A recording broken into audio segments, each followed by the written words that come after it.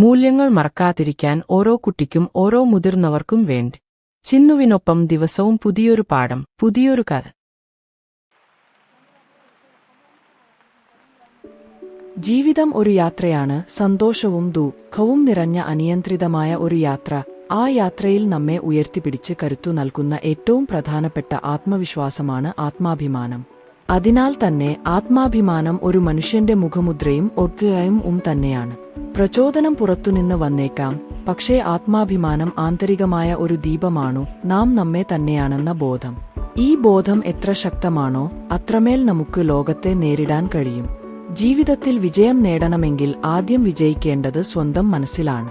ഒരാൾ എത്ര ബുദ്ധിമാനായാലും എത്ര കഴിവുള്ളവനായാലും അതിനേക്കാൾ വലിയ സ്വാധീനം ചെലുത്തുന്നതാണ് ആളുടെ ആത്മാഭിമാനം. ആത്മാഭിമാനമുള്ളവർ ആരെയും അണച്ചു നോക്കുകയില്ല, തങ്ങളുടെ മൂല്യങ്ങളെ അടിയറവ് വച്ചുതരും ജീവിതം മുന്നോട്ടു കൊണ്ടുപോകും. ജീവിതത്തിൽ നമ്മെ അവഹേളിക്കുന്നവരും നിരാശപ്പെടുത്തുന്ന സംഭവങ്ങളും നിരവധി ഉണ്ടാകുമെങ്കിലും അവയൊന്നും നമ്മെ തകർക്കാതെ ഉയരങ്ങളിലേക്ക് നയിക്കാൻ കഴിയുന്നത് ആത്മാഭിമാനത്തിനാണ്.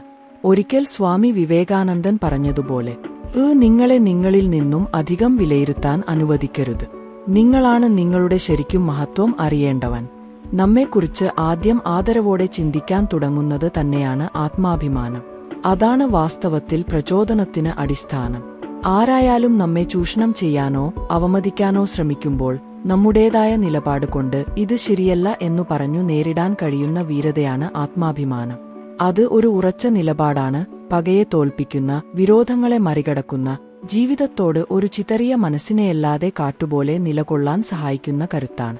ഒരു മനുഷ്യൻ ജീവിതത്തിൽ ഒരിക്കലും പാഴാകരുതായ്മ എന്ന ആഗ്രഹം ഉണ്ടെങ്കിൽ ആദ്യം വളർത്തേണ്ടത് ആത്മാഭിമാനമാണ്.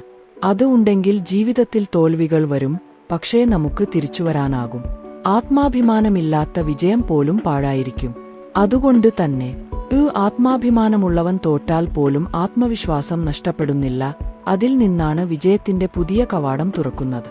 നമുക്ക് നമ്മുടെ വില അറിയാം, അത് കുറച്ചുകൊണ്ട് ആരുടെയും സമാധാനം വാങ്ങേണ്ടതില്ല. ആത്മാഭിമാനം എന്നത് ആരുടെയും അനുമതിയില്ലാതെ നിലനിൽക്കാവുന്ന പ്രചോദനമാണ്.